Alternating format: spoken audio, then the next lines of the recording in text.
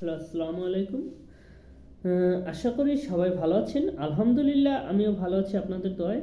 তো আজকের যে বিষয়টা আমি আপনাদের সাথে যে বিষয় নিয়ে আলাপ করব, যে বিষয় নিয়ে আলোচনা করব সেটা হচ্ছে যে আমি গত ভিডিওতে আমি আপনাদেরকে বলেছিলাম যে তারেক জিয়া কেন দেশে আসতে পারতেছেন না, সেই বিষয়টা নিয়ে আমি আপনাদের সাথে খোলামেলা আলোচনা করব। তো আজকের আমি এই ভিডিওতে বলতে চাচ্ছি যে উনি উনি দেশে আসতে পারার না পারার পেছনে বেশ কিছু কারণ আছে, সেগুলো আমি তুলে ধরার চেষ্টা করব। তো আপনারা আমার সাথে থাকুন, ভিডিওটি পুরো উপভোগ করুন এবং আপনাদের তথ্যটা আমি আমি অনেক কষ্ট করে এই তথ্যগুলো সংগ্রহ করি। এই তথ্যগুলো আপনাদের সাথে শেয়ার করতে পেরে আমার ভালো লাগে এবং আপনারা আমার চ্যানেলটি এই কারণেই সাবস্ক্রাইব করেন যে আমি নতুন নতুন কিছু জানাই, সে কারণে আপনারা আমার চ্যানেলটি সাবস্ক্রাইব করে রাখেন। আমি সেটা আপনাদের কমেন্ট পড়েই আমি বুঝতে পারি। তো আর বেশি কথা বাড়াবো না, আমরা চলে যাব মূল টপিকে। তো উনি বেশ কিছুদিন যাবৎ উনি ফ্যাসিস্ট হাসিনা পালিয়ে গেছেন, অনেক দিন হয়ে গেছে। আর এখন চলতেছে 25শে ডিসেম্বর। 25শে ডিসেম্বর সে 24 আগস্টে জুলাই আগস্টে পালিয়েছে। তো তখন থেকে আপনারা আপনারা এখনই বুঝতে পারবেন যে সেই কবে সে পালিয়ে গেছে দেশ ছেড়ে। তারপর তার মামলাগুলো সে আস্তে আস্তে করে সেগুলো করেছে। তার নামে নাকি এখন কোনো ওরকম মামলা নেই। সে কেন দেশে আসতে পারছে না, এই বিষয়টাই আর কি মূল এখন কথা। বাট দেখেন, এখন চলতেছে মার্চ 25শে ডিসেম্বর। তো আমরা এই সময়টা এসেও যদি আর আমাদের আশা থাকে না যে আমাদের লিডার লিডার বলে ওনাকে সম্বোধন করে, বিএনপি এত বড় একটা দল, এই দলের বর্তমানে সংকটময় সময় চলতেছে, তাদের নেতাকর্মীরা ভুলভাল বকছে, এখন এখানে নেতার দরকার আছে। তো উনি যদি লন্ডনে থেকে এরকম দেশ চালায়, এরকম মোবাইলে ভিডিও কনফারেন্স করে করে যদি উনি দেশ চালায়, এই দলটা এত বড় একটা দল কিভাবে চলবে? তো আমরা সেই বিষয়গুলো নিয়ে আলোচনা করব।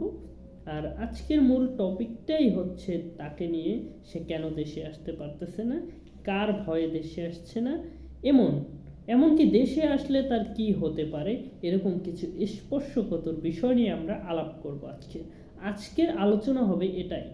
তো আমি প্রাথমিক পর্যায়ে যে বিষয়গুলো আমি এখানে তুলে ধরার চেষ্টা করব সেগুলো হচ্ছে যে সে কেন এতদিন দেশে আসতে পারলো না। এটা হচ্ছে একটা বড় কথা, বড় বিষয়, বড় টপিক।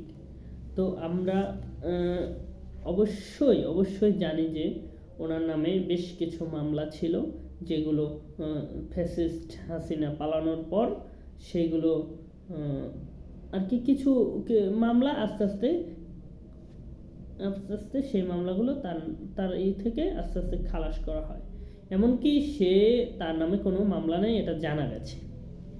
তো সে কেন দেশে আসতে ভয় পাচ্ছে, কার ভয় পাচ্ছে?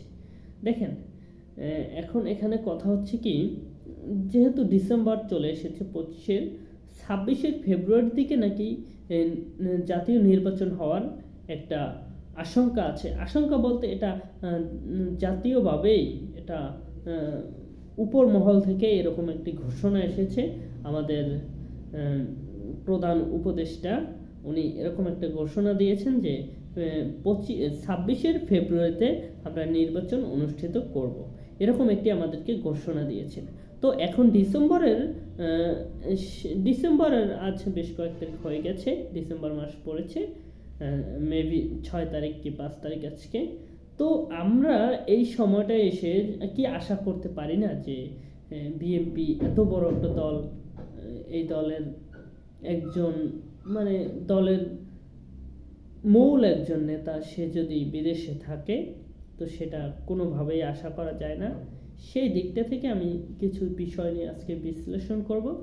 আর আজকের কথা ছিল এটাই যে আমরা কেন সে দেশে আসছে না সব কিছু বিশ্লেষণ করব। তো ভিডিওটা অনেক বড় হয়ে গেছে, আমি পরবর্তী ভিডিওতে আমি পুরোপুরি খোলামেলা আলোচনা করব যে আপনাদের সাথে সে কেন আসতে পারতেছে না, কার ভয়ে এবং কি করলে সে দেশে এসে নিরাপদ থাকবে, এরকম কিছু স্পর্শকাতর বিষয় নিয়ে আমি আলাপ করব, আপনাদের সাথে আলোচনা করব। তো আপনারা আমার চ্যানেলটি সাবস্ক্রাইব করে সাথে থাকুন। সবাইকে ধন্যবাদ। টাটা।